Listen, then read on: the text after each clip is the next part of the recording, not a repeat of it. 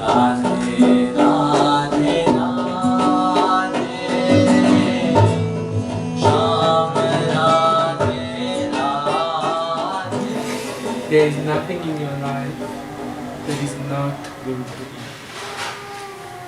So when you have taken the Guru and you start in the path of initiation, we spoke about it just now in Ramcharitmanas.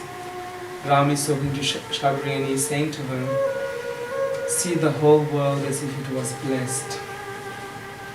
The whole world, also the negativity. The whole world. See the whole world as if it was blessed.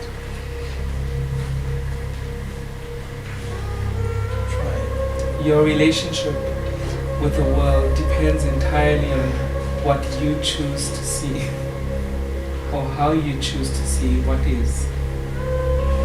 Guru Kripa is the ability to see the world the way that it is for what it is.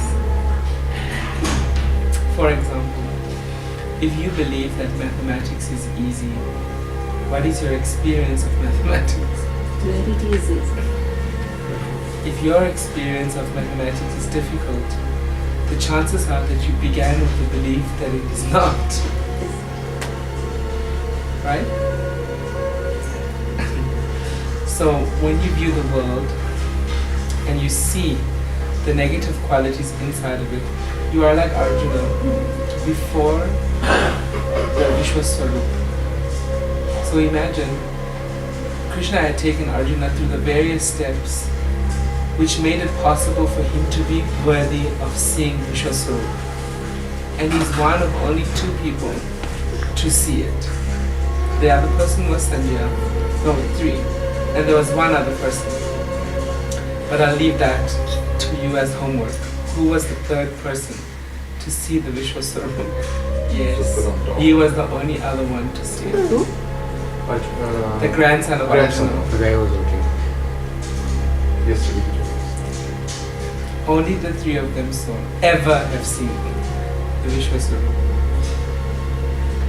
So in the Vishwaparanthapananda is what? Everything. What is in the Vishwaparanthapananda? Whole universes are being eaten and destroyed. Yeah, it's just a circle. Everything is seen inside of the Vishwaparanthapanada. So when we see the world as negative, we assume that God is not inside of it. How can it be that He isn't when He is the supreme and absolute? If you look for Him inside of it, you will see Him. If you look at it as negativity, that's also what you will see. So what needs to change? Not the situation. Only the eyes of the observer need to change. And when the observer sees, I am not this and I am not that, then the world changes. The experience in the world changes. It's like you're moving from Kali Yuga to here, ask me, when will Kali Yuga end? Somebody asked Guruji this question, he replied, why were you there when it started? Is Kali your friend? Do you know him? And he said it doesn't matter, it doesn't matter when it has started or when it will end. What matters is how you see what you are in the moment. So if you have availability to change your postal address, your internal postal address, then it means you have to work through all the concepts in Kali Yuga. And what is the easiest way to transcend Kali Yuga? What has been given as the 2 things that are a guaranteed way out of Kali Yuga? Sing and praise of the divine. Yeah, the name and Guru Kripa. So in the Bhagavad Gita, Krishna talks about what keeps you from being yourself, from being the true self. And he explains it is only your ingrained belief that you are separate. It is only your how you are clinging to the identity, the personality. And it is only the belief that that personality and God are separate. And it is also the belief that the world and God are separate from one another. So can you tell me that in your whole life, you haven't once felt the feeling of love? If you haven't felt, raise your hands. Not once you felt the feeling of love. for anybody or anything. So if you felt the feeling of love once, this is enough to keep you alive for the rest of your life. And what are you ultimately looking for? To have that feeling again. The problem is when you look for it where it cannot be found.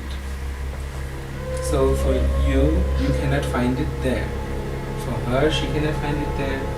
For you, you cannot find it there. It is only where it is, which is inside of you. The thing that stands between you and the awareness of love is the identity. So the principle of sacrifice comes.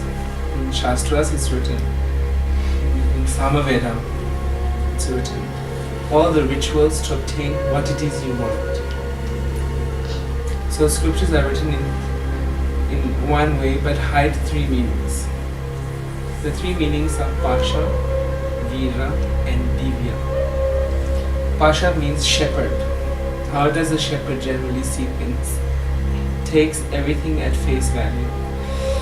So if a shepherd reads in Samaveda the horse sacrifice, which is to obtain wealth or riches, he will read in the Shastra, take a horse to a place where three roads meet under a tree, make a fire pit and sacrifice the horse in the fire, and you will obtain this, this and this. Right? And then he obtains this, this and that. So the family makes a pact that this they have to do every year or every 2 years or whenever, but it has to be done. Then the next is Vira. Vira means somebody who questions, is this the only way to do this? Does it really have to be a horse? Can it be a pumpkin? Can it be a clove? Can it be a... Why where three roads meet? Why not where two roads meet? What do these three roads mean? And then Divya means somebody who sees things as they actually are. The fire pit is the chakra, where three roads meet. So you have three main chakras, Ida, Pingala, Shushumna. So three places where they cross are face, Muladhara, Anahata, and Ajna. So the sacrifice is what? The horse symbolizes pride and your importance of intellect. So then where you should burn this. So if it's at Muladhara, it's the pride in the physical, in your body, in strength, in physical virility. So this has to be burnt. Pride in this has to be burnt in Muladhara. Then in the heart is pride of all good actions has to be burnt. If it's in the third eye, pride of knowledge has to be burnt. You understand? And then equanimity can come. So Pasha, Vira and Divya. This is impossible to ascertain without the grace of the Lord.